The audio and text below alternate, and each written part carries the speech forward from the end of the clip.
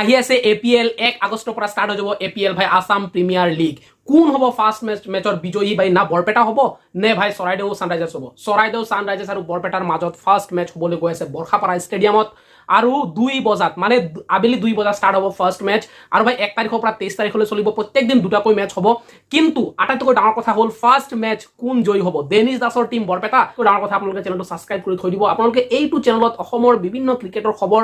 India লেভেলৰ ক্ৰিকেটৰ খবৰ অসমীয়া ভাষাত আপোনালোকে পাই যাব কিন্তু ভিডিঅ'টো সাবস্ক্ৰাইব কৰিব বেল বাটন নিশ্চয় দবাই দিব নে ভাই সুমিত গাৰ্ডিগঙ্কাৰৰ টিম চৰাইদেউ সানৰাইজাৰ্ছ চৰাইদেউ বা বহুত বেয়া পৰিস্থিতি চলি আছে গাইজ মই ইয়াৰ বিষয়ে ভিডিঅ' বনাইছো যোনে যেনেকুৱা পাৰে হেল্প কৰিছে মই কৰিছো অলপ চলপ যেনেকুৱা পাৰো ভাই তো আপোনালোকে সকলোৱে বানপানী যেটো হৈছে চৰাইদেউ বা মানে আপাৰ আসামত সকলোকে আপোনালোকে প্ৰে কৰিব আৰু যিমান পাৰে সহায় কৰিব ভিডিঅ'টো আগবাঢ়ো আৰু আমি চাওঁ যেহেতু আমাৰ এপিএল আহি আছে এপিএলৰ ফাৰ্ষ্ট মেচে হয় ভাই চৰাইদেউ সানৰাইজাৰ্ছ আৰু বৰপেটা ব্ৰেভছ কোনে কেনেকুৱা জিকিব আমি আলোচনা কৰোঁ ফাৰ্ষ্ট আলোচনা কৰিম আমি মাৰ্কি প্লেয়াৰ যি আছে ডেনিছ দাস আটাইতকৈ বেছি এমাউণ্টত বিক্ৰী হৈছে এবাৰ বৰপেটা ল'ৰা বৰপেটাই কিনিছে আৰু চৰাইদেউত কিনিছে ভাই সুমিত গাৰ্ডিগঙ্কাৰ হ'ল ছেকেণ্ড হাইয়েষ্ট প্লেয়াৰ 12,20,000 আৰু ডেনিছ দাস আছিলে 12,60,000 তো দুইজনৰ মাজত টক্কৰ হ'ব আৰু দুইজনৰ মাজত কোন জয়ী হ'ব সেইটো আমি সিদিনাই গম পাম কিন্তু আজি আমি এটা বস্তু চাব বিচাৰিম যে সিহঁতৰ প্লেইং 11 যদি বনাও আমি কেনেকৈ বনাম আৰু কোন আটাইতকৈ শক্তিশালী লাগি আছে এই দুটাৰ মাজত আৰু কোনে জয়ী হ'ব সেইটো আমি এটা এজুম কৰি চাম তো যদি ফাৰ্ষ্ট 11 আমি বিচাৰো তো বৰপেটা ব্ৰেভিছৰ 11 মই অলৰেডি কৰিছো ডেনিছ দাস কেপ্টেইন হ'ব অৰিজিত দত্তা ৰাজেশ প্ৰসাদ অভিলাষ মাৰিৱা সৌৰভ দিহিঙীয়া বিনীত দে দীপজ্যোতি শইকীয়া বিকিৰাণ দাস মিখাইল দলে কুণাল শৰ্মা নিপুজ্যোতি কলিতা আপোনালোকে এইটো চাই ল'ব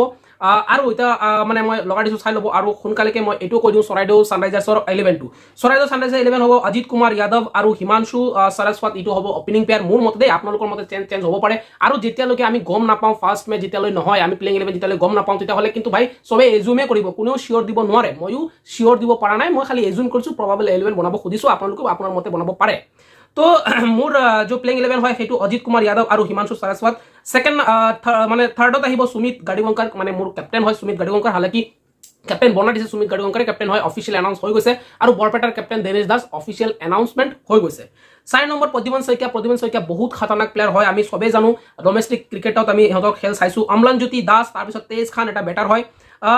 মানসজ্যোতি গগৈ তাৰপিছত 8 নম্বৰ সাদেক হুছেইন ভাল স্পিনাৰ হয় কীৰ্তি আজাদ যাদৱ হয় 10 নম্বৰত আহিব 9 নম্বৰত আৰু ঋষভ দীপক হয় 10 নম্বৰত আৰু প্ৰত্যুষ বৰা হয় 11 নম্বৰত মানে এইকেইটা যে হয় সেইকেইটা বলাৰ হয় তো মোৰ এইটো প্লেইং 11 আপোনালোকে চাই ল'ব মই দুটা দি দিছো এতিয়া আপোনালোকে মিলাই চাওক আপোনাৰ লোকৰ মতে কোন জিকিব আৰু কোন আটাইতকৈ বেছি শক্তিশালী মোৰ এনেকুৱা লাগি আছে এতিয়ালৈকে বৰপেটা ব্ৰেভছ আটাইতকৈ শক্তিশালী মোৰ এনেকুৱা ফিল হৈ আছে ভাই প্ৰথম খেল হোৱাৰ পিছতে আমি গম পাম কোন জিকিব কোন হাৰিব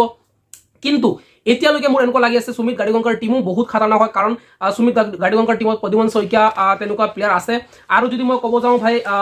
ডেনিছ দাসৰ টিম তাতেও কিন্তু ভাল